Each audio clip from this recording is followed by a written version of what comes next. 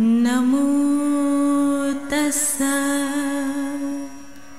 भगवतो अरहतो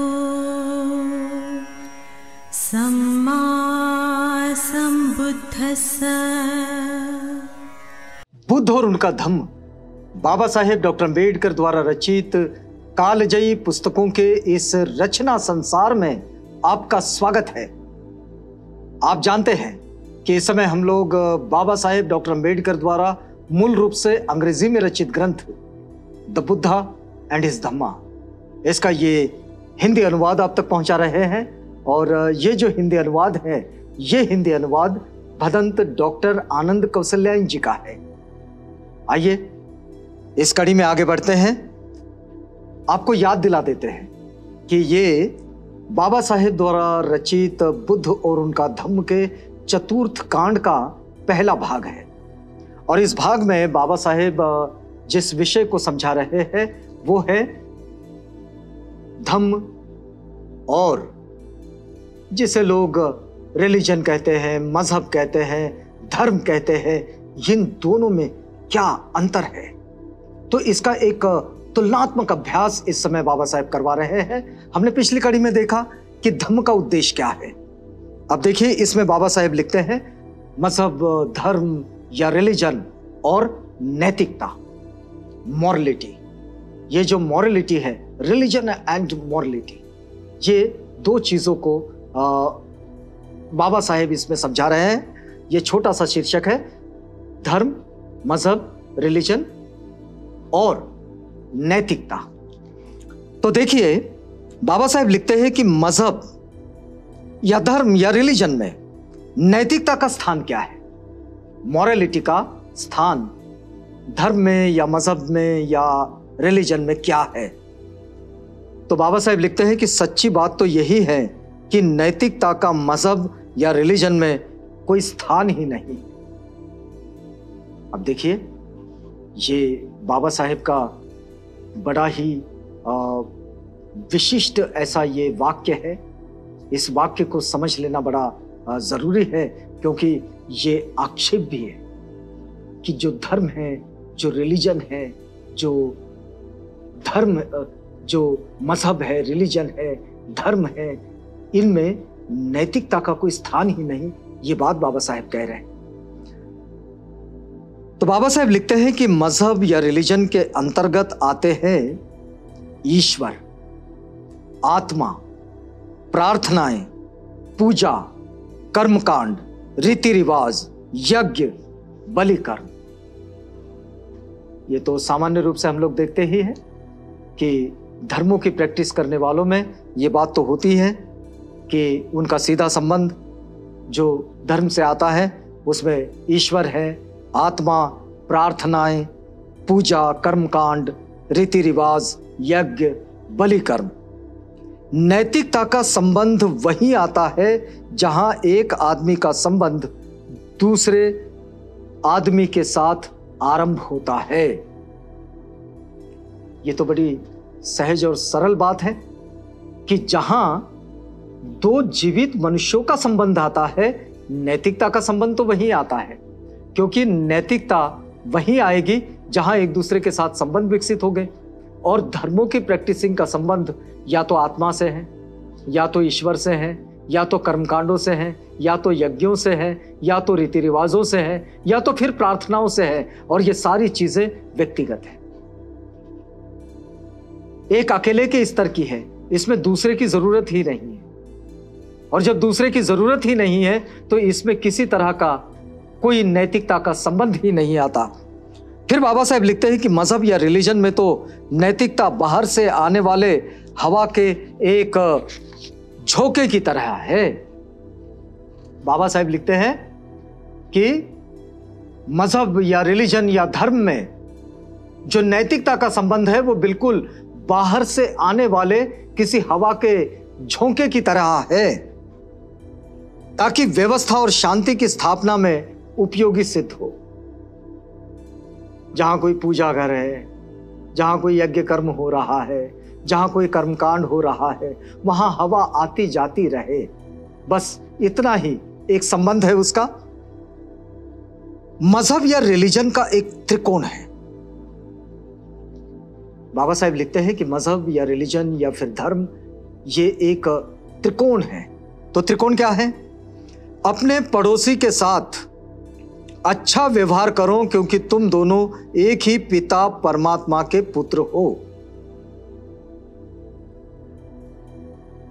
अपने पड़ोसी के साथ अच्छा व्यवहार करो क्योंकि तुम दोनों एक ही पिता परमात्मा के पुत्र हो। यही मजहब या रिलीजन का एक तर्क है। मजहब का या रिलीजन का जो तर्क है वो इतना ही है।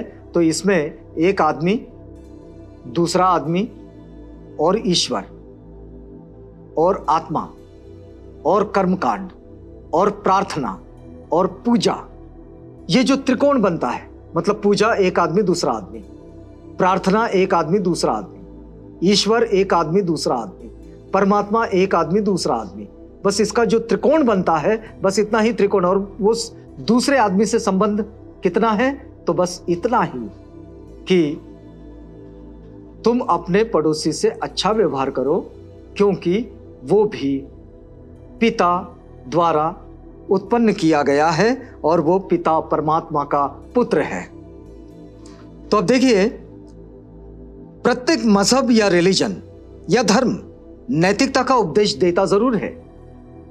बाबा साहेब लिखते हैं कि प्रत्येक धर्म, ऐसा कोई धर्म नहीं है इस संसार में, या फिर ऐसा कोई रिलीजन नहीं है, या फिर ऐसा कोई मजहब नहीं है कि जो नैतिकता की शिक्षा नहीं देता है।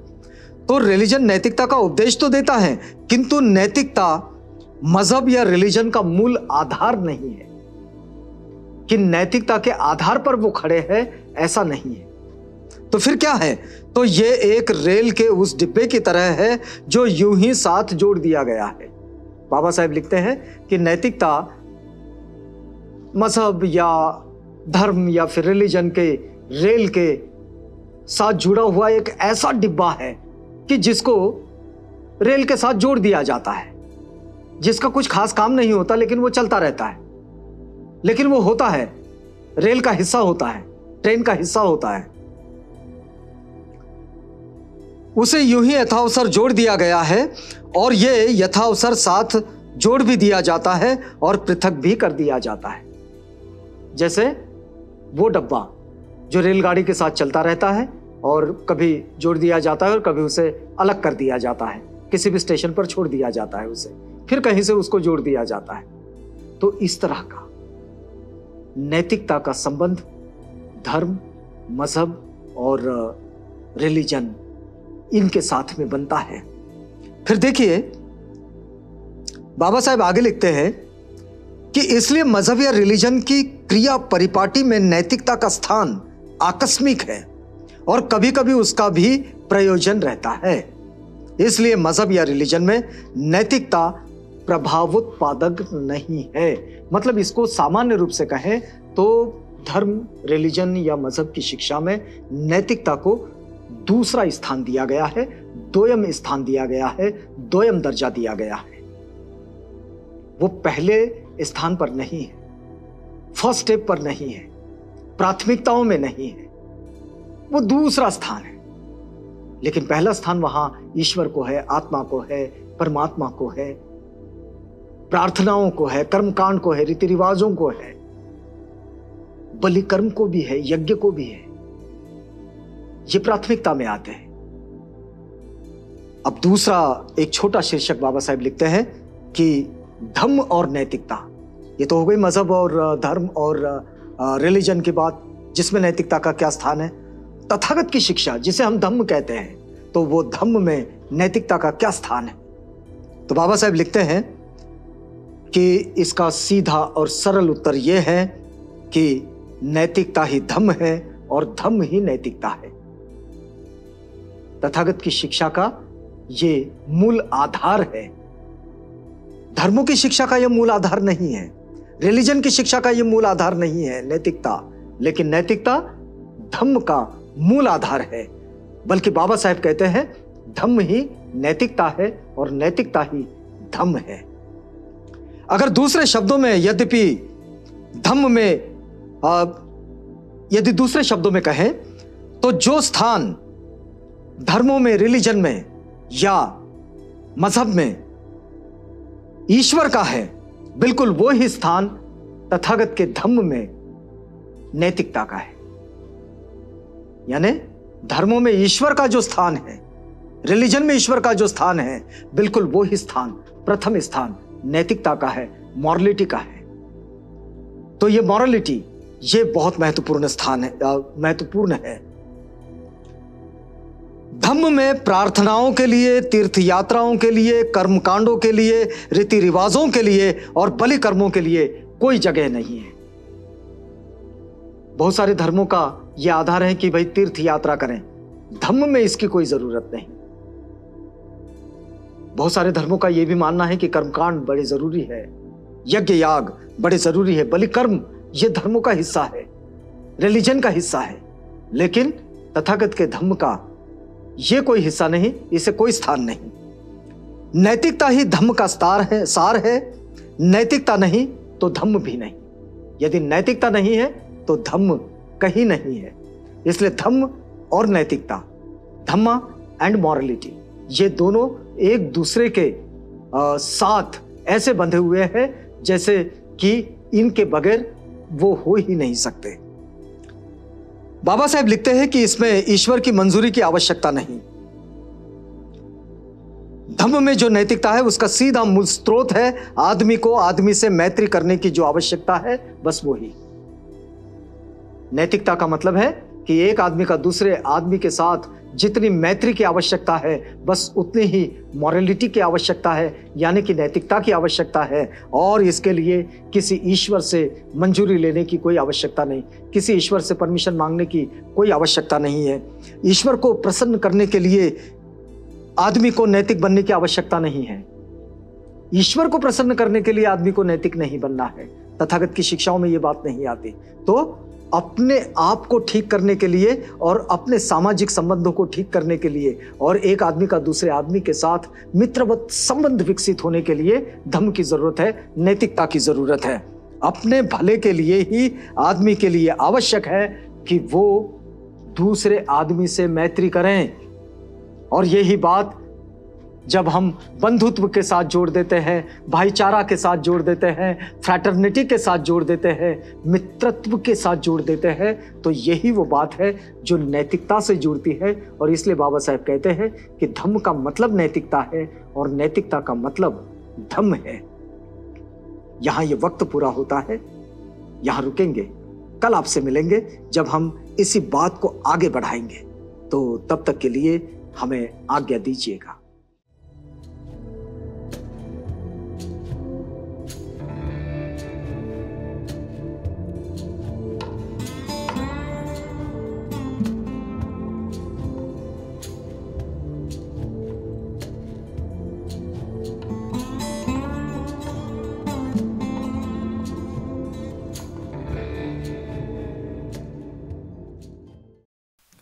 बुद्ध और उनका धम्म।